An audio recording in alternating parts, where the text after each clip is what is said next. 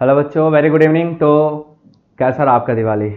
मस्त बीता होगा, उम्मीद करते हैं सब बहुत अच्छे से बीत गया होगा। अब हम लोग आज से कंटिन्यू करेंगे अपना लेक्चर सीरीज, जिसमें आपको 2 लेक्चर डेली में पढ़ाने वाला हूँ। पहला तो आपका रिएक्शन इंटरमीडिएट चलेगा और दूसरा हाइड्रोकार्बन चलेगा, एल्काइन का चैप्टर। ठीक है। सो आज का जो लेक्चर है, हमने एलाइलिक कार्बोकेटाइन की स्टेबिलिटी पे रोका था। आज वहाँ से हम लोग क्या करेंगे, आगे बढ़ेंगे। एलाइलिक के बाद बेंजाइलिक कार्बोकेटाइन के बारे में बात करनी है, तो हम लोग यहाँ से अब आगे प्रोसीड करेंगे। बेंजाइलिक, एरोमेटिक, साइक्लोप्रोपाइल मेथाइल और बाकी जितने भी कार्बोकेटाइन है सबकी स्टेबिलिटी आज पढ़ के खत्म करेंगे। सभी लोग जल्दी से ज्वाइन कर लें। चैनल को जल्दी से आप लोग शेयर कर दीजिए, ताकि जो बच्चे अभी नहीं जगे हैं वो सब जग जाएं और जल्दी से ज्वाइन कर लें। वीडियो को लाइक जरूर करिएगा। जो बच्चे नए हैं वो चैनल को सब्सक्राइब करेंगे और हम लोग आगे प्रोसीड करेंगे अपने लेक्चर के साथ। तो आज हमें जो पढ़ना है वो है बेंजाइलिक कार्बोकेटाइन। लास्ट में एक बार जल्दी से रिकैप करा दो। हमने अभी तक 2 कार्बोकेटाइन को खत्म किया, एक एल्काइल कार्बोकेटाइन खत्म किया और दूसरा हमने कंप्लीट किया है एलाइल कार्बोकेटाइन। तो एल्काइल कार्बोकेटाइन की स्टेबिलिटी जो मेजरली डिपेंडेंट थी वो किस पे थी, हाइपर कंजुगेशन पे और इंडक्टिव इफेक्ट पे। हाइपर कंजुगेशन अल्फा हाइड्रोजन पर डिपेंड होता है, तो जितना ज़्यादा अल्फा हाइड्रोजन होगा सिस्टम में उतना ज़्यादा उसकी स्टेबिलिटी थी। एंड देन उसके बाद देखा कि अगर आपका अल्फा हाइड्रोजन सेम हो जाए, कॉमन हो जाए, तो अब इंडक्टिव इफेक्ट देखा जाता है। दूसरा हमने एलाइलिक कार्बोकेटाइन पढ़ा। तो एलाइलिक में क्या था, रेजोनेंस स्टेबलाइजेशन होता है। तो अगर किसी कार्बोकेटाइन में रेजोनेंस का स्टेबलाइजेशन होगा तो उसकी स्टेबिलिटी एल्काइल से ज़्यादा हो जाती है। ठीक है। और एलाइलिक भी हमने देखा 3 टाइप का था, प्राइमरी, सेकेंडरी और टर्सरी। तो तीनों आपने देखा, तीनों की स्टेबिलिटी का अपना अपना ट्रेंड है। टर्सरी मोस्ट स्टेबल, क्योंकि उसमें आपका hyper conjugation, inductive plus resonance तीनों काम करता था। सेकेंडरी उससे कम, क्योंकि हाइपर कंजुगेशन कम हो गया, रेजोनेंस तो कॉमन था। और प्राइमरी सबसे कम, क्योंकि वहाँ हाइपर कंजुगेशन नहीं होता है। अब आज जो हमें पढ़ना वो है आपका बेंजाइलिक कार्बोकेटाइन। तो चलिए हेडिंग डालते हैं, बेंजाइलिक कार्बोकेटाइन। सबसे पहले हमें पहचानना होगा कि बेंजाइलिक क्या होता है, बेंजाइलिक ग्रुप क्या होते हैं। ठीक है, उसके बाद हम लोग अपने आप समझ जाएंगे। तो ये है हमारा बेंजाइलिक कार्बोकेटाइन। देखो इनकी स्टेबिलिटी जो है, अब तक जितना 2 पढ़े उन सबसे ज़्यादा स्टेबल होती है। ठीक है। सो बेंजाइलिक कार्बोकेटाइन की स्टेबिलिटी की अगर हम बात करेंगे तो these are the more stable than alkyl as well as allyl carbocation. ये दोनों से ज़्यादा स्टेबल होते हैं। ठीक है। सो स्टेटमेंट क्या आएगा हमारा, these are more stable than, these are more stable than alkyl and allyl carbocation. ये एल्काइल और एलाइल दोनों से, alkyl and allyl carbocation due to greater number of resonance, carbocation due to greater number of resonance, क्योंकि इनमें resonance की संख्या ज़्यादा होती है, ग्रेटर नंबर ऑफ रेजोनेंस, इसीलिए इनकी स्टेबिलिटी भी क्या होगी, ज़्यादा होगी। तो ज़्यादा संख्या जिसका होगा उसकी स्टेबिलिटी भी ऑटोमेटिकली आपको क्या मिलेगा, ज़्यादा मिलेगा। सो ये आप यहाँ पे देखोगे इस तरह से आपको मिलेगा। ठीक है, ग्रेटर स्टेबिलिटी क्योंकि ज़्यादा रेजोनेंस होगा। अब देखो बेंजाइलिक पहले पहचानते हैं ना, सबसे जरूरी तो यही होता है बेंजाइलिक पहचानना। देखो भैया, बेंजीन से जुड़ा पहला sp2 हाइब्रिड कार्बन जो होगा, सॉरी sp3 होता है, उस पर अगर पॉजिटिव चार्ज लगाइएगा तब, तो बेंजीन से जुड़ा जो पहला कार्बन है ना, ये this carbon is called benzylic carbon. अब अगर आप इस पर पॉजिटिव चार्ज लगाओगे तो बेंजाइलिक कार्बोकेटाइन कहलाएगा, अगर उस पर नेगेटिव चार्ज लगाओगे तो बेंजाइलिक कार्बोनाइन कहलाएगा, अगर उस पर रेडिकल लगाओगे तो बेंजाइलिक रेडिकल कहलाएगा, और अगर उस पर हम लोग कोई भी फंक्शनल ग्रुप जोड़ देंगे तो करस्पॉन्डिंग कंपाउंड कहलाएगा। जैसे अगर हम CH2 पे Cl जोड़ दें तो उसका नाम हो जाता है बेंजाइलिक क्लोराइड। ठीक है, बेंजाइल क्लोराइड हो जाता है। ठीक है। और अगर हम इस पे जोड़ दें अमीन तो बेंजाइल अमीन नाम हो जाएगा। अगर CH2 पे हम एल्कोहल जोड़ दें OH ग्रुप तो उसका नाम बेंजाइल एल्कोहल हो जाता है। तो करस्पॉन्डिंग नेम क्या होते हैं, बदलते रहते हैं। ठीक है, करस्पॉन्डिंग कंपाउंड आप ऐड करोगे नाम बदल जाएगा। अब इसको चलो कैटायन बना लेते हैं। ये हमारा कैटायन है, this is called benzylic carbocation. अगर हम इसको थोड़ा और स्पेसिफाई करके इसको गोला ना करें, इसमें बॉन्ड आपको दिखा दे, ये 3 पाई बॉन्ड है। ठीक है। सो देखिएगा इसमें रेजोनेंस कैसे होता है। हम सबको पता है रेजोनेंस में इलेक्ट्रॉन का मूवमेंट हमेशा पाई इलेक्ट्रॉन से पॉजिटिव चार्ज की तरफ होता है ना। तो आपका पॉजिटिव चार्ज क्या होता है, 1 यहाँ 1 है, ये 2 यहाँ 3, थर्ड पोजीशन पर आ जाएगा, क्योंकि जो मोशन होता है वो 1 3 पोजीशन पे ही होता है। तो आपका डबल बॉन्ड यहाँ चला जाएगा यहाँ पे, और पॉजिटिव चार्ज यहाँ आ जाएगा। ठीक है, ये पहला रेजोनेटिंग स्ट्रक्चर बना। अब देखो यहाँ का पाई बॉन्ड कंजुगेशन में फिर है पॉजिटिव के साथ, तो फर्दर ये कंजुगेशन करेगा और ये पहुंच जाएगा नीचे, इसको पैरा पोजीशन बोलते हैं। तो ये वाला position this is called para position, और अभी जो पहले वाले पे बना दिस इज कॉल्ड ऑर्थो। ठीक है, यहाँ पॉजिटिव चार्ज कहाँ आ गया, ऑर्थो पे, यहाँ पे कहाँ आ गया, पैरा पे। अभी एक और पोजीशन बाकी है, यहाँ से यहाँ जाना। तो फिर से जब ये कंजुगेशन करेगा, पाई बॉन्ड यहाँ से यहाँ मूव करेगा, तो फिर से इसको जो हम बोलेंगे उसका क्या नाम हो जाएगा, this is further known as ortho, है ना। फिर से पॉजिटिव चार्ज जिस पोजीशन पर आएगा उसको हम लोग नाम देंगे ऑर्थो पोजीशन। तो अगर हम देखें तो टोटल जो रेजोनेटिंग स्ट्रक्चर बने हैं that is 4। Total resonating structure की संख्या कितनी है भैया? 4 है। अगर यहाँ से यहाँ पूरा देखोगे आप लोग तो 4 स्ट्रक्चर बने हैं, है ना। 4 स्ट्रक्चर्स का फॉर्मेशन हुआ है और इन 4 स्ट्रक्चर में आप ध्यान से देखो तो आपको दिखाई देगा कि पोजीशन ऑर्थो और पैरा है। ऑर्थो पे गया या तो पैरा पे या तो ऑर्थो पे। तो पॉजिटिव चार्ज जिस जगह पे बन रहा है उस पोजीशन का नाम क्या है? या तो ऑर्थो बोल रहे हैं हम उसको या तो बोल रहे हैं पैरा। तो ये चीज तो सबसे पहले स्पेसिफाइड होगा कि ऑर्थो या पैरा पे ही जाके ये पोजीशन बनेगा। रेजोनेंस, क्योंकि रेजोनेटिंग स्ट्रक्चर टोटल 4 हैं, resonating structure is equal to 4 हैं, तो एक चीज यहां से बहुत अच्छे से कंफर्म हो जाएगा कि इनकी स्टेबिलिटी पक्की सी बात है एलाइल वाले से ज़्यादा होगा, क्योंकि एलाइल वाले में सिर्फ 2 ही रेजोनेटिंग स्ट्रक्चर था। तो अगर किसी में रेजोनेंस ज़्यादा होगा तो स्टेबिलिटी क्या होगी? ज़्यादा होगी। ऑब्वियस सी बात है। ये बात क्लियर हुआ। अभी हम लोग ना सब्स्टिट्यूटेड बेंजाइलिक कैटायन पढ़ेंगे। मतलब कि इस पोजीशन पे आर्थो मेटा पैरा पोजीशन पे अगर हम कोई सब्स्टिट्यूएंट लगा देते हैं तो स्टेबिलिटी कैसे चेंज होगी, स्टेबिलिटी में क्या क्या फर्क आने वाले हैं, हम लोग उस पर डिटेल में बात करने वाले हैं। आप सभी लोग वीडियो को जरूर लाइक कर दो और जल्दी से एक बार शेयर कर दो, और बच्चे भी जो अभी तक नहीं जगे हैं उनको जगा के जोड़ दिया जाए, ठीक है। सो मैं आपको क्या समझाने वाला हूं, ध्यान से सुनिए कि अगर हम इस बेंजाइलिक कार्बन पे, बेंजाइलिक ग्रुप पे अगर कोई सब्स्टिट्यूएंट लगा देते हैं तो सब्स्टिट्यूएंट कैसे बिहेव करेगा, स्टेबिलिटी घटाएगा कि स्टेबिलिटी बढ़ाएगा, घटाएगा या बढ़ाएगा, इस किस पोजीशन पे रहेगा तब घटेगा, किस पोजीशन पे रहेगा तो बढ़ेगा, इसके बारे में बहुत अच्छे से भी पढ़ाने वाला हूं, ठीक है। सो यहां तक सबको समझ में आ गया? Hi everybody, please subscribe our channel. अगर आप न्यू हैं तो जरूर सब्सक्राइब करिएगा। ये बात बताओ सभी लोग को समझ में आ गया? सो मैं आगे चलूं, अप टू दिस क्लियर है?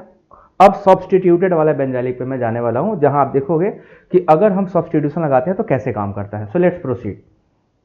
हम पढ़ेंगे सब्स्टिट्यूटेड बेंजाइलिक कार्बोकेटायन। यहां से सारे क्वेश्चन आगे पढ़ने हैं मैकेनिज्म के, इसीलिए मैं यहां पे थोड़ा ज्यादा फोकस कर रहा हूं। Substituted benzylic carbocation, substituted benzylic carbocation.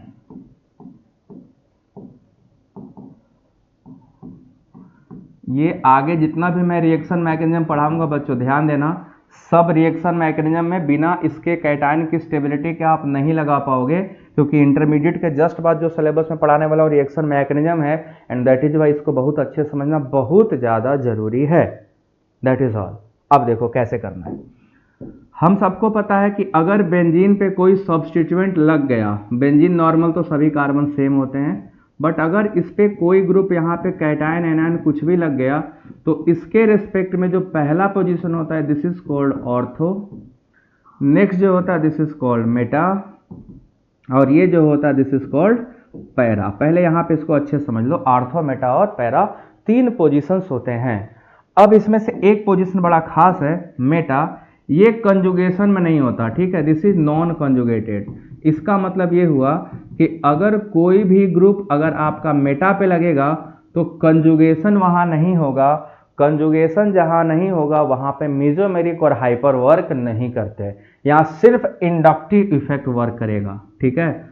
Only plus minus आई, केवल और केवल इंडक्टिव इफेक्ट ही यहां काम करेगा। यहां पे आपका ना तो मेसोमेरिक काम करेगा ना ही आपका हाइपर कंजुगेशन काम करेगा। This position is non conjugated. और जो आपके दो हैं मेसोमेरिक और हाइपर, ये दोनों सिर्फ और सिर्फ आर्थो पैरा पे काम करते हैं, ठीक है। तो अगर आर्थो पैरा पे होगा तो आई तो लगेगा ही लगेगा, इसके अलावा आपका आर्थो पैरा पे मेसोमेरिक भी काम करेगा और हाइपर कंजुगेशन दोनों काम करेंगे। ये बात अच्छे से आप समझ लीजिए, ठीक।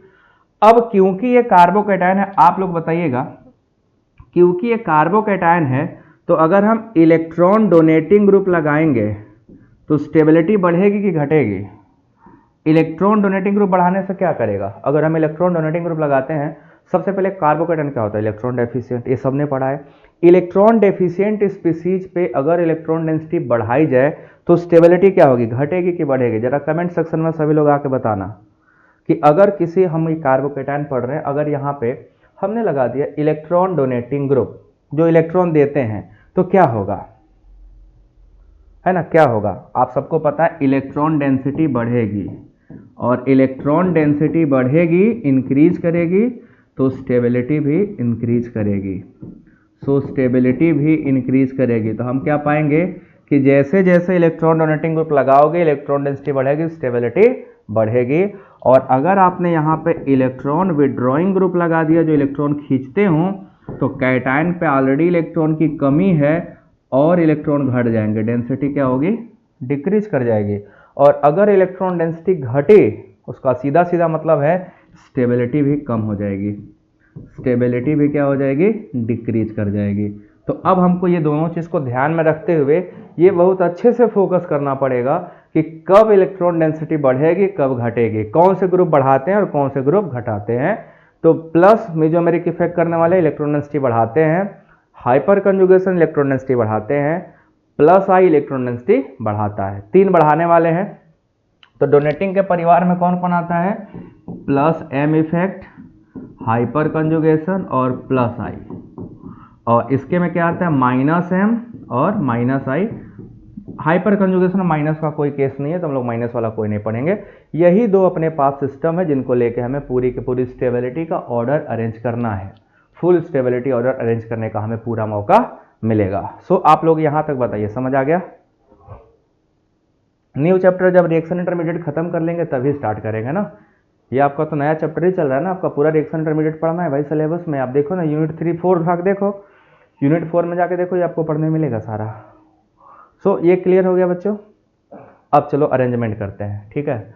तो अगर हम स्टेबिलिटी का ऑर्डर लगाएं, स्टेबिलिटी का ऑर्डर लगाएंगे, ध्यान से देखिए, इलेक्ट्रॉन डोनेटिंग ग्रुप जिस पे लगा होगा उसकी स्टेबिलिटी सबसे ज़्यादा होगी, क्लियर है। देन उसके बाद हाइड्रोजन वाले के होंगे जिसमें कुछ न लगा हो, क्योंकि कुछ न लगा होगा वो विड्रॉइंग से तो ज़्यादा अच्छा ही होगा। सबसे खराब कौन होगा, जिसमें क्या लगा होगा, इलेक्ट्रॉन विड्रॉइंग ग्रुप।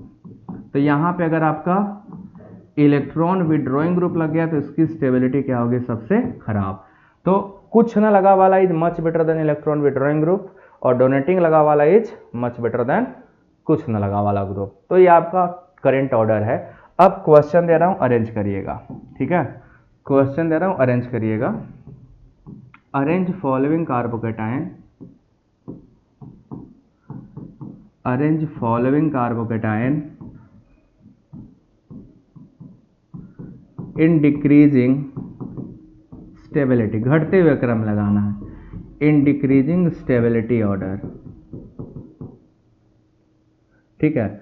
आप लोग इसको डिटेल में पढ़ने के लिए जाइएगा मेजोमेरिक वाला जो जीओसी में मेजोमेरिक का लेक्चर है उसको पूरा देख लीजिएगा, ठीक है। मेजोमेरिक इफेक्ट पूरा देख लीजिएगा, आपको पूरा अच्छे से ज़्यादा समझ में आएगा, क्योंकि यहाँ मैं बहुत ज़्यादा डिटेल नहीं ले जाऊँगा, 2-4 एग्जाम्पल ही कराऊंगा। तो जिनको और डिटेल में कार्बोकेटायन पढ़ना है स्टेबिलिटी, आप मेजोमेरिक का लेक्चर जीओसी वाले उसमें पढ़ा होगा, प्लेलिस्ट में आप जाइएगा, मेजोमेरिक खोल कर पूरा मेजोमेरिक पढ़ जाइएगा, ठीक है। ये आपको करना पड़ेगा अगर आप चाहते हो आपको अच्छे से आगे की चीज़ें समझ में आए। तो पीछे अगर आपने नहीं पढ़ा तो आपको पीछे जाके पढ़ना पड़ेगा, ठीक है। आप जाओ जीओसी खोलो, जीओसी में से आपका मेजोमेरिक इफेक्ट का लेक्चर होगा, उसको पूरा कवर कर लीजिएगा, ठीक है। अब चलो क्वेश्चन लगा लो। तो तैयार हो ना सभी लोग, डिक्रीजिंग ऑर्डर लगाइएगा, घटता हुआ क्रम। ये रहा आपका पहला नाइट्रो, दूसरा रहेगा मेथॉक्सी, तीसरा रहेगा हमारा मिथाइल, चौथा रहेगा हमारा, fourth one is chlorobenzene, CH2+, यहाँ हम लगा देंगे Cl। तो आपको बताना इसमें स्टेबिलिटी का ऑर्डर क्या होगा। पहले वाला आपका पहला क्वेश्चन नंबर ए हो गया, इसको अरेंज करिए। नाउ क्वेश्चन नंबर बी आपको दे रहे हैं, बी वाले को भी अरेंज करिए। CH2+, यहाँ पे हम लगा देंगे आपका CH3, देन यहाँ लगाएंगे साइनो ग्रुप, साइनाइड। दोनों को आपको अरेंज करके मुझे आंसर देना है, ठीक है। तीसरे वाले में हमने यहाँ पे लगा दिया कुछ नहीं, और चौथे वाले हमने यहाँ पे लगा दिया क्लोरो। तो ये आपके पास 2 ग्रुप है। तो पहले वाले का करेक्ट आंसर क्या होगा, आप सभी लोग चलो कमेंट सेक्शन में आ जाओ और कमेंट सेक्शन में फटाफट आंसर बताइए सभी लोग। सो आदित्य पांडे का आंसर आ रहा है 2 3 4 1, नितिन का आ रहा है 3 2 1 4, और कोई बच्चों वीडियो लाइक कर दो, 30 लोगों 16 लोग लाइक किए, ऐसे कैसे काम चलेगा? सभी लोग लाइक तो कर दो जो लोग पढ़ रहे हो, ये काम कर दिया करिए बच्चा लोग। और कोई? 2341 2431, तब सबका अलग अलग आ रहा है। चलो चेक करता हूँ ना, अभी बताता हूँ। देखो कैसे करना है। सबसे पहले देखो, आप जब भी ग्रुप दिया रहे ना, सब ग्रुप का इफेक्ट लिख लो। नाइट्रो ग्रुप का इफेक्ट है -m, OCH3 ग्रुप का है लोन पेयर कंटेनिंग स्पीसीज, ये +m का काम करता है। मेथाइल करता है हाइपर कंजुगेशन, और क्लोरीन करता है स्ट्रॉन्ग -I।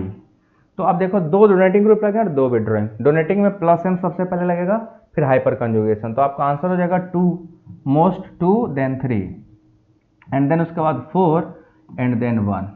क्योंकि जो ऑर्डर होता है, अगर आप ऑर्डर की बात करोगे तो सबसे पहले stability order +m is greater then hyper conjugation is greater then -I, या +I is greater then -m। ये आपका ट्रेंड फॉलो करता है। तो आप ट्रेंड फॉलो करोगे तो आपको यही ट्रेंड फॉलो कराना। स्टेबिलिटी सबसे पहले +m का, फिर हाइपर का, फिर I का, फिर -m का, -I फिर -m। तो आपको देखना यही है कि +m मोस्ट स्टेबल 2 3 4 1, जिसका 2 3 4 1 था सबका सही होगा, है ना?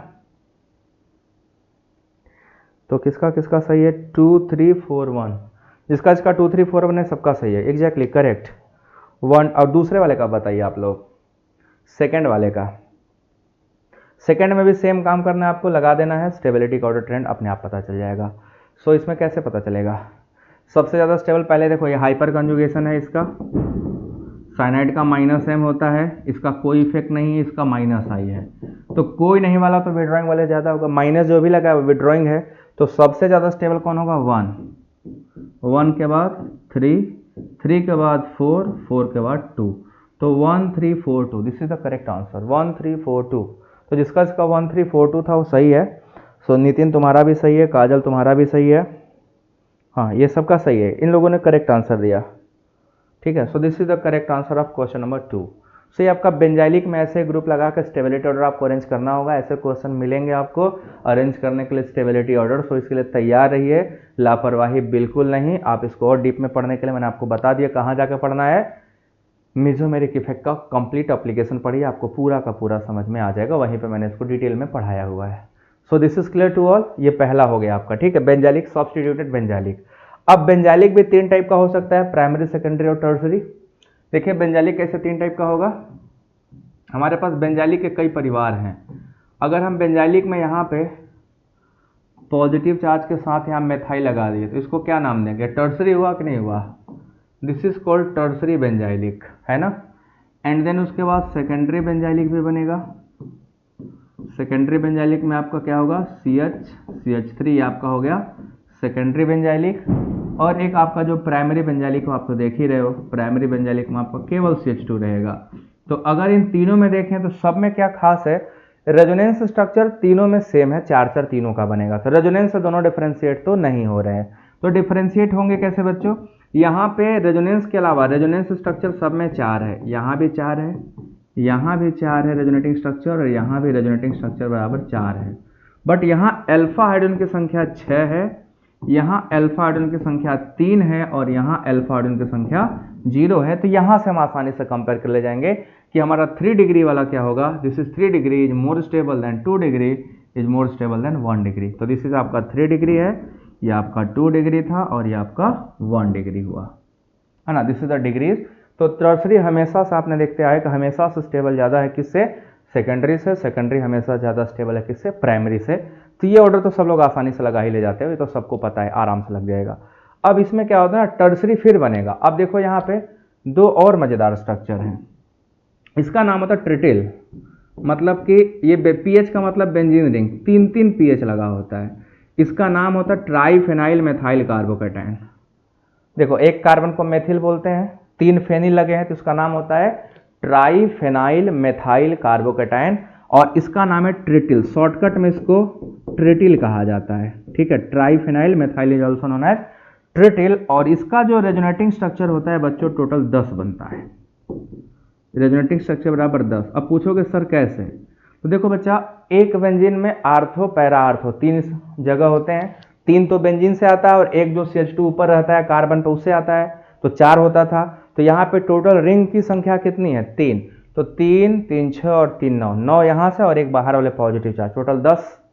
ऐसे ही आपका एक होता है डाईफेनाइल मेथाइल कार्बोकेटायन, यहाँ पे आपका एक H लग जाता है, सेकेंडरी होता है, this is called diphenyl methyl carbocation. और यहाँ पे जो रेजोनेटिंग स्ट्रक्चर है वो केवल होता है 7, है ना, डाईफेनाइल मेथाइल। और एक आपका नॉर्मल बेंजाइल कार्बोकेटायन PHCH2+, जो अभी पढ़ा है। तो यहाँ पे टोटल कितने होते हैं रेजोनेटिंग स्ट्रक्चर बराबर 4, है ना। तो आप देखो यहाँ फिर से टर्सरी है 3 डिग्री, देन 2 डिग्री और 1 डिग्री। बट अभी तक जितने कार्बोकेटायन पढ़े उनमें सबसे ज़्यादा स्टेबल ट्रिटिल होता है, ट्राइफेनाइल मेथाइल कार्बोकेटायन। और जो ट्राइफेनाइल मेथाइल कार्बोकेटायन था इसको प्रेसिपिटेट किया गया था इसके हैलाइड से। ये हैलाइड इतना ज़्यादा स्टेबल होता है कि जब इसके हैलाइड को AgBr के साथ AgNO3 के साथ रिएक्शन कराओगे तो ये प्रेसिपिटेट बन के क्या होता है, आइसोलेट किया गया था। तो हाईली स्टेबल होने की वजह से क्या होता है, they can be isolated. Usually जो रिएक्शन इंटरमीडिएट्स हैं उनको आइसोलेट नहीं किया जा सकता, बट ये बहुत ज़्यादा स्टेबल होने की वजह से आइसोलेबल था, इसको आइसोलेट किया गया है। क्लियर है सबको? यहाँ तक बेंजाइल कार्बोकेटायन कंप्लीट हो गया। अप टू दिस सबको समझ में आ गया? चलो भैया कमेंट सेक्शन में आ जाओ, सब लोग की बातें सुन ली जाए। सो कौन कौन नया आज पहली क्लास कर रहा है, आ जाओ कमेंट सेक्शन में बच्चा लोग। Hello everybody. सो कौन कौन आज नया है? कोई नया है क्या? ऐसा पुराना ही हो? यहाँ तक समझ आया? क्योंकि मज़ा तब है जब पढ़ाओ और समझ में आ जाए, है ना, असली मज़ा तो वही है। सो क्लियर सभी को? किसी को कोई क्वेश्चन पूछना हो? मैं आगे चलने वाले एरोमेटिक कार्बोकेटायन पे। तो अगर यहाँ तक सबको आ गया then we are proceeding towards the aromatic carbocation. ठीक, अच्छे से समझना, क्योंकि ये जो पढ़ रहे हो ना ये पूरे ऑर्गेनिक केमिस्ट्री का प्राण होता है। अगर आपको कार्बोकेटायन आ गया तो 50% रिएक्शन तो आप देख के लगा ले जाओगे। अगर कार्बोकेटायन नहीं आया तो मेजोरिटी क्वेश्चन आप ऑर्गेनिक के गलत कर ले जाओगे, और गलत नहीं करना है, दैट्स ऑल। सो आज नए हो बच्चा तो चैनल सब्सक्राइब कर लेना, और जो पुराने हैं वो जरूर शेयर कर देना, ठीक है। PDF नोट्स मिल जाएगा, इसका PDF नोट सारा सेव है, टेलीग्राम नीचे लिंक दिया गया, टेलीग्राम में जुड़ जाइए। मैं टेलीग्राम में PDF भेज दूंगा, 2 दिन का नहीं भेजा या आज तीनों का एक साथ भेज दूंगा आज ही, ठीक है। सो इसके लिए आपको मेहनत करना पड़ेगा, आपको टेलीग्राम में ऐड होना पड़ेगा, जाके ऐड हो जाइए, आपको मिल जाएगा। सो ग्रेजुएट इंडियन आप कहाँ से हो? आप कहाँ से हो मतलब किस कॉलेज से पूछ रहे? कहाँ से का मतलब आप किस कॉलेज से हो? हाँ 1 2 का नोट्स अभी नहीं भेजा मेरे पास, इसी में आज 1 2 3 तीनों का भेज दूंगा। So let's proceed on the next aromatic carbocation. ठीक है, आपका आप चौथा टाइप का कार्बोकेटायन आ गया aromatic carbocation. Aromatic carbocation, aromaticity कितने लोग को आता है? इसमें कितने लोग एरोमेटिसिटी के बारे में जानते हो? जरा बताना जल्दी से, तो क्योंकि आप तभी पहचान पाओगे ना कौन सा कार्बोकेटायन एरोमेटिक है, नहीं तो आपसे नहीं लगेगा। अभी आपको एरोमेटिक कार्बोकेटायन में पढ़ाने जा रहा हूँ। एरोमेटिसिटी का कंडीशन था, अगर आपको कंडीशन पता होगा तभी आप पता लगा पाओगे, नहीं तो नहीं लगा पाओगे, ठीक है ना। चलो आगे देखते हैं। सो यहाँ तक तो सबको समझ में आ रहा होगा, है ना, यहाँ तक सबको समझ में आ गया होगा। एरोमेटिसिटी का रूल पता है ना एरोमेटिक होने का?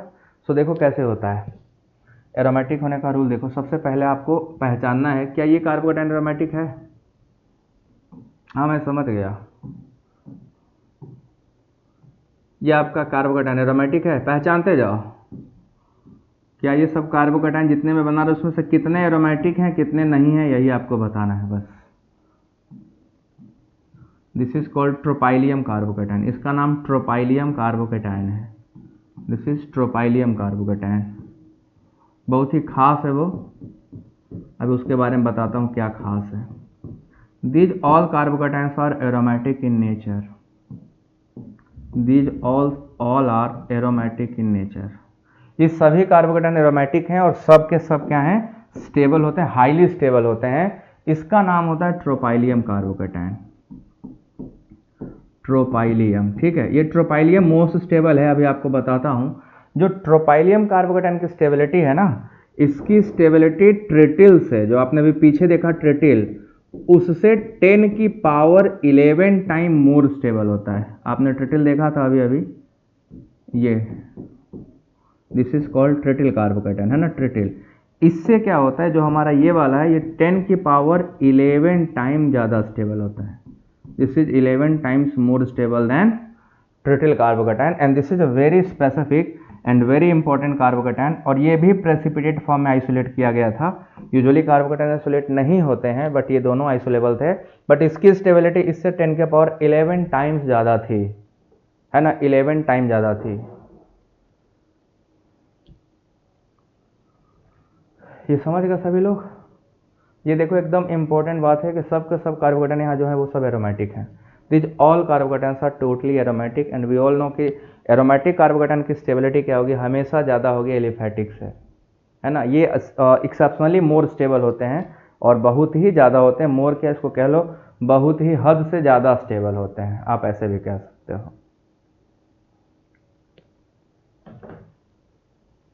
अब इसको मैं यहाँ लगा सकता हूँ, ठीक। So these are the stable. इनमें स्टेबिलिटी का हम ट्रेंड नहीं लगा सकते बिकॉज ऑफ एरोमेटिसिटी कई फैक्टर पर डिपेंड करता है, कई का सिमेट्री होता है, बस आपको सबको एक साथ याद रखना है। इनमें हम ज़्यादा कौन है कम कौन है ये नहीं बता सकते हैं, ये आपका एक्सपेरिमेंटल डेटा पे डिपेंड करता है, किसी किसी में कोई ज़्यादा होता है, किसी में कोई ज़्यादा होता है। This is a total aromatic carbocation, ये अपने परिवार के सबसे ज़्यादा स्टेबल कंपाउंड है अभी तक के मोस्ट स्टेबल कार्बोकैटायन ये है एरोमेटिक वाले, ठीक। सो एरोमेटिसिटी के कंडीशन जिसको पता होगा वही लगा पाएगा, और मैंने एरोमेटिसिटी पढ़ा रखी है, आप सबको पहले भी एरोमेटिसिटी मैंने पढ़ाया था, आप एरोमेटिसिटी के लेक्चर जाके देख सकते हो, कंडीशंस वहाँ से पता चल जाएंगे कि किन कंडीशन में कोई कंपाउंड एरोमेटिसिटी शो करता है और एरोमेटिसिटी क्या होता है। सो यहाँ तक समझ गए। अब चलेंगे नेक्स्ट। 4 पाई इलेक्ट्रॉन है, तो 4 पाई इलेक्ट्रॉन किस में है भाई, जबरदस्ती 4 पाई इलेक्ट्रॉन है, कहाँ है 4 पाई इलेक्ट्रॉन, किस वाले सिस्टम में 4 पाई, आप जाके पहले पढ़ाई करो, आप जाके एरोमेटिसिटी का रूल पढ़ो। नेक्स्ट है हमारा 5वां carbocation cyclopropyl methyl, cyclopropyl methyl carbocation, methyl carbocation. जिसको एरोमेटिसिटी का रूल नहीं पता वो एरोमेटिसिटी का लेक्चर जीओसी में जाके पढ़ा हुआ है, 3 जाके तीनों पढ़ डालो। ये जो पढ़ाने जा रहा है ये मोस्ट स्टेबल कार्बोकैटायन है, मतलब सबसे ज़्यादा कार्बोकैटायन के परिवार के सबसे ज़्यादा इंपॉर्टेंट और सबसे ज़्यादा स्टेबल कार्बोकैटायन यही है, ठीक है ना। तो पहले तो इनको लिख लिया जाए ताकि याद रहे। These are the most stable form of carbocation, these are most stable form of carbocation,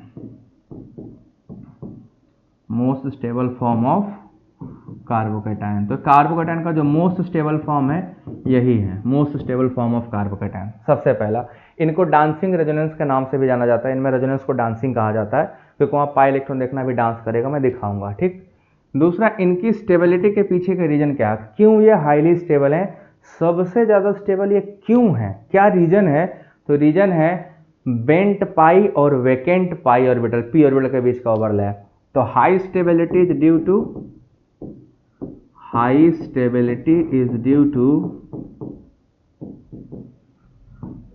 due to bent का मतलब झुका हुआ, bent p orbital and vacant p orbital overlap, and vacant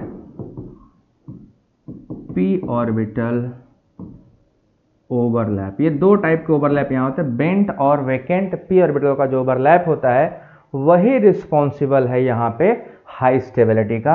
अब इनका आप शकल देख लो कि शकल से बड़े भोले हैं ये सब और बनाते बड़े स्टेबल कैटायन। ये आपका साइक्लोप्रोपाइल मेथाइल कार्बोकैटायन है, पहचान लीजिए, ये आपका साइक्लोप्रोपाइल रिंग और उस पर लगा हुआ ये methylic group, this is called cyclopropyl methyl carbocation, ठीक है। अब देखो इसमें कैसे होता है रेजोनेंस। एक्चुअली क्या होता है आपको पता है, हर एक बॉन्ड में 2 इलेक्ट्रॉन होते हैं, ठीक है। ये पूरा का पूरा बॉन्ड इन्वॉल्व हो जाता है इसको अपना इलेक्ट्रॉन देके। अब जब इसको अपना इलेक्ट्रॉन देगा तो ऐसे बनेगा ये डबल बॉन्ड, और क्योंकि इसके इलेक्ट्रॉन गया तो यहाँ पे डैश डैश डैश दिखाते हैं, ये पॉजिटिव चार्ज यहाँ पे टहल रहा है, ठीक, ये CH2। फिर ये अपना दोनों इलेक्ट्रॉन इसको दे देगा, सो पॉजिटिव चार्ज क्या होगा, अब यहाँ पे टहलेगा नीचे यहाँ पे ऐसे, फिर क्या होगा, साइड वाला जो है अपना इलेक्ट्रॉन इसको दे देगा, तो अब पॉजिटिव चार्ज कहाँ आ जाएगा, now positive charge move towards this, ठीक है, यहाँ पे आ जाएगा ये double bond CH2, positive charge यहाँ रहेगा। और इसका तीनों का क्या होता है, एक ओवरऑल स्ट्रक्चर बनता है रेजोनेंस हाइब्रिड, और रेजोनेंस हाइब्रिड जो बनता है वो ऐसा होगा, रेजोनेंस हाइब्रिड देखो, इसका जो रेजोनेंस हाइब्रिड है वो ऐसा होता है, मतलब कि सारे बॉन्ड इन्वॉल्व हो गए हैं रेजोनेंस में, and that is why carbocation is present in between. तो ये तीनों का क्या है, रेजोनेंस हाइब्रिड है तीनों स्ट्रक्चर का, हर बॉन्ड एक बार क्या होता है, इन्वॉल्व होता है और ये रेजोनेंस हाइब्रिड कन्वर्ट करता है। अब इसको मैं आपको मॉलिक्यूलर डायग्राम बना के दिखाता हूँ, इसका एमओटी बना के बॉन्डिंग स्ट्रक्चर दिखाऊंगा, तभी ज़्यादा समझ में आएगा कैसे ये एक्चुअली हुआ होगा। ठीक है, ये एक्चुअली कैसे हुआ ये अभी आपको पता चल जाएगा। ठीक, सो तैयार हो सभी लोग, यहाँ तक समझ में आ गया सभी लोगों को। अब इसका हम मॉलिक्यूलर ऑर्बिटल डायग्राम बनाएंगे और उस डायग्राम से आपको ज़्यादा समझ में आएगा। ठीक, चलो दिखाते हैं, ये फटाक से देख लिए, आगे चलूँ मैं। अब बनाते हैं साइक्लोप्रोपेन। देखो सबसे पहले ये बताओ, साइक्लोप्रोपेन आप सबको पता है, अच्छे से पढ़े भी हो तुम लोग, तो जो साइक्लोप्रोपेन मॉलिक्यूल होता है ना, साइक्लोप्रोपेन जो मॉलिक्यूल होता है वो ऐसे बनता है ना, ये ऐसे बनता है। ठीक है, एग्जैक्ट बराबर है ना। अब ये साइक्लोप्रोपेन मॉलिक्यूल है, इसको हम थोड़ा ऐसे बनाएंगे, ऐसे लिखेंगे। ठीक, इसको मैंने ऐसे लिख लिया। अब इसका हमें एमओटी बनाना, थोड़ा और छोटा करें, ज़्यादा बड़ा हो जाएगा। ठीक, अब यहाँ पे एक और बॉन्ड हम ऐसे सीधा लगा देंगे, ये हमारा साइक्लोप्रोपाइल मेथाइल कार्बोकेटायन हो गया। यहाँ का एक हाइड्रोजन इधर होगा और एक हाइड्रोजन इधर होगा। ठीक, और ये आपका, इसको थोड़ा मोटा कर लें, पतला बहुत ज़्यादा दिख रहा होगा तो इसको मैं ऐसे थिकनेस दे रहे हैं। ये हमारा साइक्लोप्रोपेन रिंग। अब आप सबको पता है कि एक बॉन्ड बनने में ऑर्बिटलों का ओवरलैप होता है ना, ऑर्बिटल ओवरलैप नहीं करेगा तो बॉन्ड बनेगा ही नहीं। तो हम देखेंगे कैसे ऑर्बिटल का यहाँ पे ओवरलैप हुआ है। ठीक, अब ऑर्बिटल जब ओवरलैप करेंगे तो सीधा सीधा अगर ऑर्बिटल होता तो ओवरलैप होता ही नहीं, ये ओवरलैप होगा, देखिए ऐसे, यहाँ का एक पी ऑर्बिटल ऐसे होगा इस कदर, यहाँ का एक पी ऑर्बिटल ऐसे होगा, झुक गया होगा, यहाँ का भी एक पी ऑर्बिटल ऐसे बेंट किया होगा और यहाँ का एक ऐसे, तो ये पी ऑर्बिटल यहाँ का इसके साथ ओवरलैप करेगा और यहाँ का पी ऑर्बिटल इसके साथ, ये तभी ओवरलैपिंग पॉसिबल है, तभी ये बॉन्डिंग हो पाएगा, नहीं तो ये बॉन्डिंग हो पाता नहीं। अब देखो यहाँ पे जो ओवरलैप हुआ है आप सबको दिख रहा होगा साफ साफ अच्छे तरीके से कि इस ओवरलैपिंग रीजन में यही आपका बॉन्ड होता है, यही ओवरलैप क्या किया, बॉन्ड बनाया हुआ है। अब देखो नॉर्मल पी ये नहीं है, पूरा का पूरा पी क्या हुआ है, बेंट हो गया है, झुक चुका है। नॉर्मल पी होता तो स्ट्रेट होता, चाहे जहां होता, और अगर ये दोनों स्ट्रेट होते तो हम सबको साफ साफ पता है कि अगर स्ट्रेट होता तो यहां से सीधे ऐसे निकल जाता, ओवरलैप नहीं हो पाता, बॉन्डिंग नहीं हो पाता, जिसकी वजह से इसका जो बॉन्ड एंगल है वो कितना डिग्री है, ओनली 60 डिग्री है, ओनली 60 डिग्री है, जो कि हाईली स्ट्रेन है, बेचारा दबाव में है, दबाव महसूस कर रहा होगा। अब एक और यहाँ पे देखिए, यहाँ का जो पी ऑर्बिटल है यहाँ वाला, वो ऐसे सीधा खड़ा होगा, ये कार्बोकैटायन है ना पॉजिटिव चार्ज, ये सीधा खड़ा होगा। अब यहाँ पे क्या होने वाला है ये समझना है हमको, ये बेंट पी ऑर्बिटल और ये वैकेंट पी ऑर्बिटल, अगर ये वाला बॉन्ड टूट जाए ये दोनों, तो ये बॉन्ड ऑर्बिटल क्या होगा, सीधा हो जाएगा, और सीधा होगा तो किसके साथ ओवरलैप कर जाएगा, इस खाली वाले पी के साथ। आप देखो जैसे ये टूटेगा एक बॉन्ड टूट जाएगा और ये ओवरलैप क्या कहलाएगा, ये ऑर्बिटल हमारा क्या है, बेंट पी ऑर्बिटल है, ये वाला ऑर्बिटल हमारा क्या, बेंट पी है, और जो उधर का ऑर्बिटल है ये वाला वो वैकेंट पी है, क्योंकि कार्बोकेटायन का ऑर्बिटल क्या होता है, अनहाइब्रिड पी ऑर्बिटल होगा।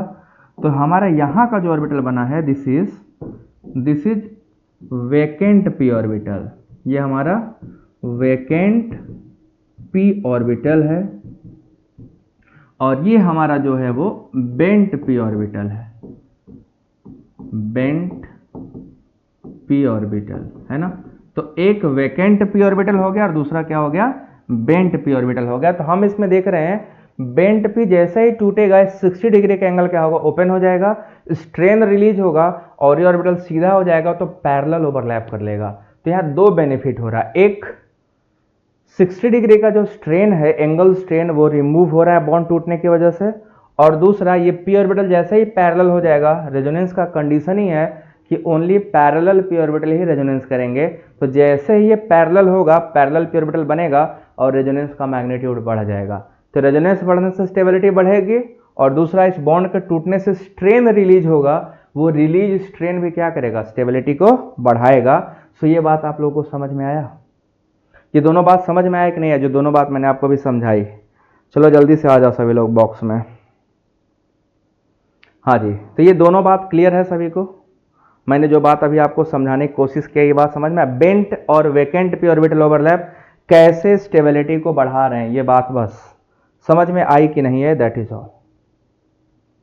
चलो आ जाओ सब कमेंट सेक्शन में आ जाओ।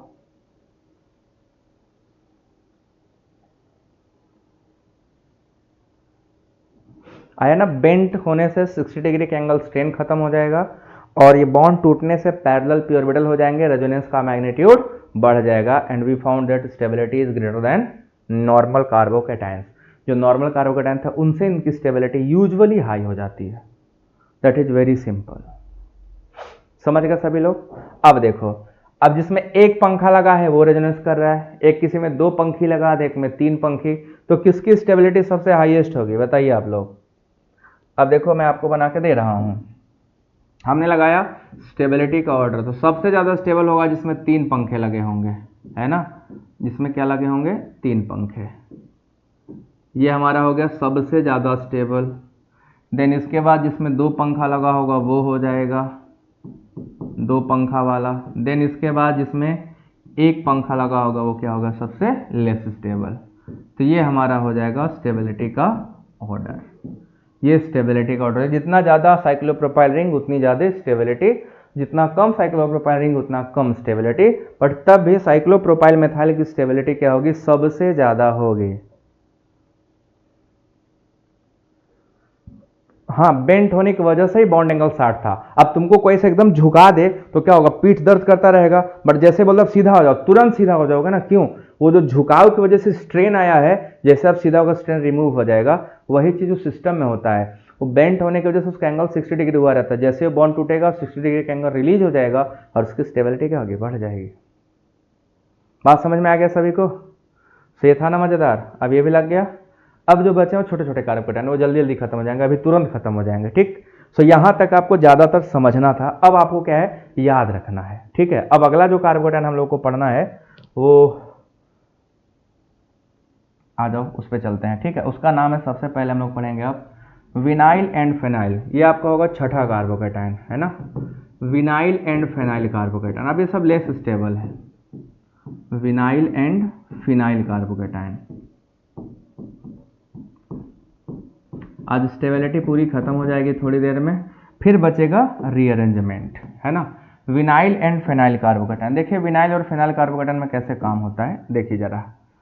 विनाइल और phenyl carbocation these are very less stable carbocation, क्योंकि एक हाई इलेक्ट्रोनेगेटिव कार्बन पे पॉजिटिव चार्ज आ जाता है। अब आप बताओ, कोई हाई इलेक्ट्रोनेगेटिव कार्बन पे पॉजिटिव चार्ज लाओगे तो रेजोनेंस के अकॉर्डिंग उल्टा हो गया ना, इलेक्ट्रोनेगेटिव पर नेगेटिव चार्ज ज्यादा स्टेबल होते हैं, पॉजिटिव चार्ज ज्यादा स्टेबल नहीं होते हैं, तो these are very less stable, ठीक है। सो these are very less stable, very less stable because positive charge present on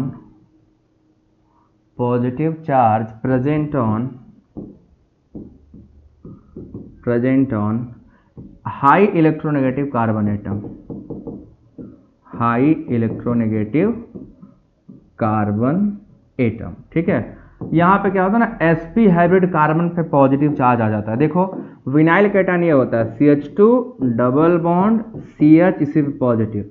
अब देखो एक sp हाइब्रिड कार्बन पे आप क्या लगा दिए ले जाके, पॉजिटिव चार्ज, तो sp का मतलब परसेंटेज ऑफ कैरेक्टर 50 है, मोस्ट इलेक्ट्रोनेगेटिव कार्बन, उस पर आपने क्या डाल दिया, पॉजिटिव चार्ज। तो रेजोनेंस के क्या होगा, रूल के just opposite, and that is why this is very very less stable. ये बहुत ही कम स्टेबल हो जाते हैं, ठीक है, वेरी लेस स्टेबल, पहली चीज। दूसरा, बेंजाइलिक और खराब हो जाएगा, क्योंकि ट्रिपल बॉन्ड और ज्यादा, इसमें 3 पाई बॉन्ड है, 3 पाई बॉन्ड क्या करते हैं, और ज्यादा माइनस आई लगाते हैं, तो इन दोनों में स्टेबिलिटी इसकी ज्यादा होती है, इसकी कम। This is called vinyl cation and this is called phenyl cation, this is called phenyl.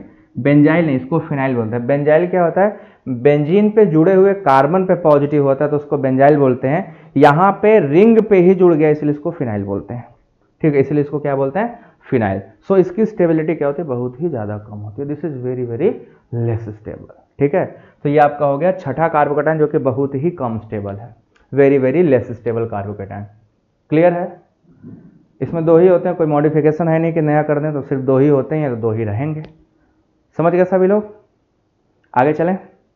अगला है ब्रिज हेड कार्बोकेटायन, ठीक है, ब्रिज हेड, उसमें एक रूल आता है जिसका नाम है ब्रेड्स रूल, वही आपको भी बताऊंगा, and that is called Bredt's rule. Bredt's rule के बारे में भी आपको तुरंत समझाऊंगा।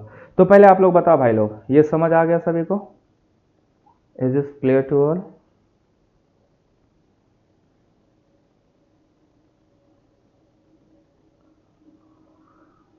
सो चलते हैं नेक्स्ट ब्रिज हेड कार्बोकेटायन में। ब्रिज हेड कार्बोकेटायन,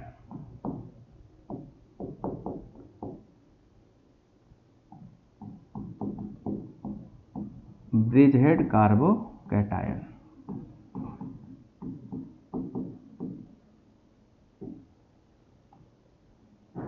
अब देखिए ब्रिज हेड कार्बोकेटायन कैसे काम करता है, आइए इसके बारे में बात करते हैं, ठीक है, ब्रिज हेड कार्बोकेटायन के बारे में अब वन बाय वन बात करेंगे। सबसे पहले ब्रिज हेड कार्बोकेटायन के बारे में कितने लोग जानते हो? तो जो ब्रिज हेड होता है वो जहां पे देखो ऐसे, इसको मैं नॉर्मल स्ट्रक्चर बनाऊं, ये साइक्लिक रिंग है, ठीक। अब अगर हम इस कार्बन से इस कार्बन पर जाने के लिए बीच में एक पुलिया बना दें तो इसको हम लोग ब्रिज बोलते हैं, और यही इसका हेड है। अगर यहाँ कार्बोकेटायन बनेगा तो हाईली अनस्टेबल होगा। ये कैटायन ब्रिज हेड पे बना है, यहाँ होता तो ब्रिज हेड नहीं होता, यहाँ होता तो ब्रिज हेड नहीं होता, बट यहाँ ऊपर और यहाँ नीचे जहाँ दोनों रिंग जुड़ रहे हैं, अगर वहाँ होगा तो उसको हम ब्रिज हेड बोलते हैं।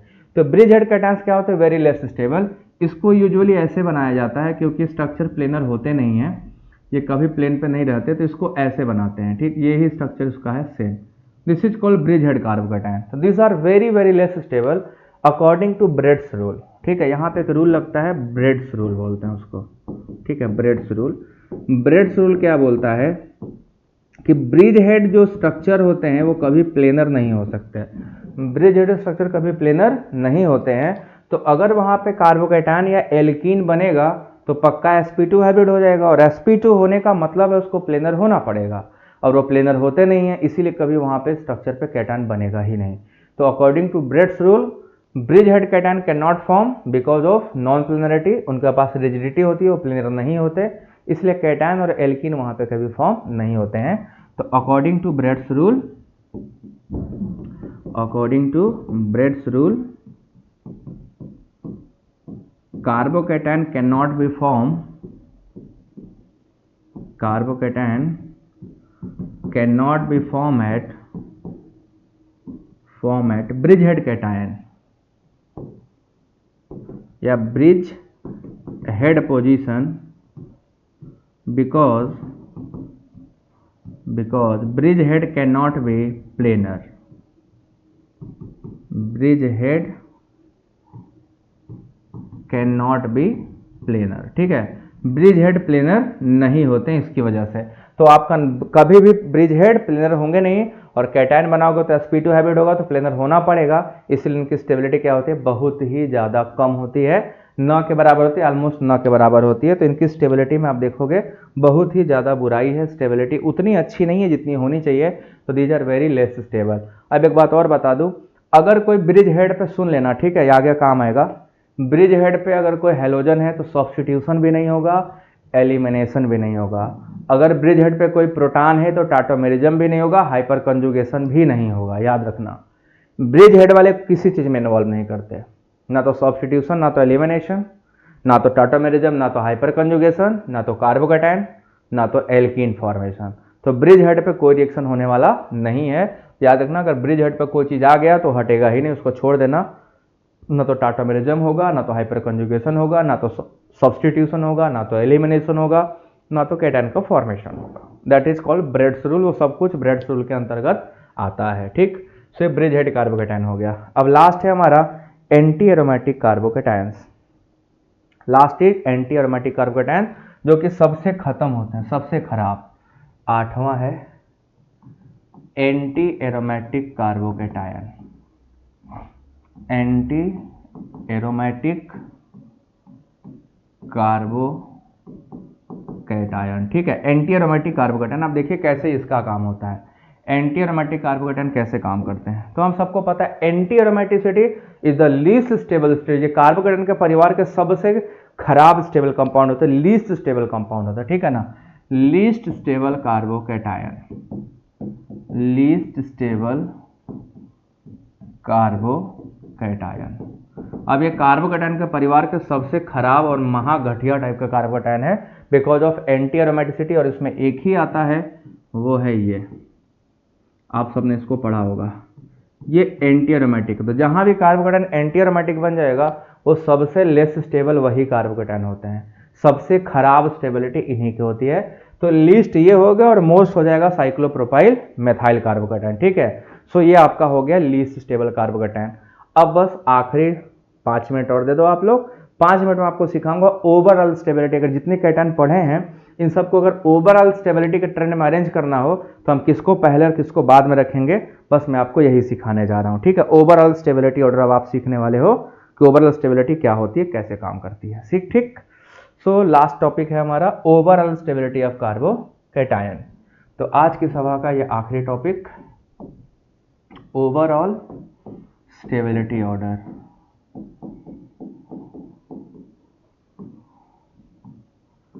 ओवरऑल स्टेबिलिटी ऑर्डर, तो ओवरऑल स्टेबिलिटी ऑर्डर कैसे काम करता है, क्या क्या होता है, आइए देख लेते हैं। ओवरऑल स्टेबिलिटी ऑर्डर, सबसे पहले आप किसको स्टेबल में लगाओगे, 3 पंखा वाला, है ना, सबसे ज़्यादा यही स्टेबल है, 3 पंखा वाला मोस्ट स्टेबल, फिर 2 पंखा वाला, फिर 2 पंखा वाला। अब उसके बाद ना कंट्राडिक्शन आता है ट्रोपाइलियम में और एक पंखे वाले में। तो कई जगह आपको देखोगे tropylium is more stable than single पंखा वाला, पंखे का मतलब साइक्लोप्रोपाइल मेथाइल से, कई जगह इसको बराबर भी लिखा होगा। तो अगर आपको दोनों आ जाए एक साथ, यूजुअली आएंगे नहीं, ठीक है, यूजुअली दोनों एक साथ नहीं आते हैं, बट अगर कहीं दोनों एक साथ आ गए तो आप पहले ट्रोपाइलियम को रखिएगा तब इसको रखिएगा, ठीक। उसके बाद लास्ट में इसके बाद आएगा ट्रिटिल, ट्रिटिल इसके बाद आता है क्योंकि ट्रिटिल की स्टेबिलिटी इन सबसे बहुत ही पीछे होती है। ट्रिटिल आता है, ट्रिटिल के बाद आएगा आपका 2 पंखे का पीएच, सीएच और पीएच, एंड देन इसके बाद आपका आता है एलाइलिक में टर्सरी एलाइलिक, ठीक है, टर्सरी एलाइलिक आएगा, यहाँ पे आप लगाओगे टर्सरी एलाइलिक। इसके तुरंत बाद ध्यान रखिएगा इन सब के बाद टर्सरी एल्काइल आता है जो कि आपको थोड़ा सा अचंभित करेगा। यहाँ ध्यान रखिएगा टर्सरी एल्काइल जो होता है वो प्राइमरी बेंजाइल से ज़्यादा स्टेबल होता है। इवन प्राइमरी बेंजाइल के पास नंबर ऑफ अल्फा हाइड्रोजन 0 है, रेजोनेंस जबकि 4 है, ठीक है। तो टर्सरी के बाद प्राइमरी बेंजाइलिक आता है, सेकेंडरी उन सब ज़्यादा हैं बट प्राइमरी जो होगा वो टर्सरी एल्काइल से कम स्टेबल होता है। एंड देन इसके बाद आपका आता है प्राइमरी एलाइल, प्राइमरी का एलाइलिक, एंड देन इसके बाद सेकेंडरी आएगा, secondary alkyl carbocation, secondary alkyl carbocation, then आपका आता है प्राइमरी कार्बोकैटायन, देन आपका आता है मेथाइल कार्बोकैटायन CH3+, देन इसके बाद आपका आता है विनाइल कार्बोकैटायन, विनाइल के बाद आपका आता है फेनाइल कार्बोकैटायन, फेनाइल कार्बोकैटायन के बाद आपके पास आता है ब्रिज हेड, उसके जस्ट बाद आपका आएगा ब्रिज हेड कार्बोकैटायन।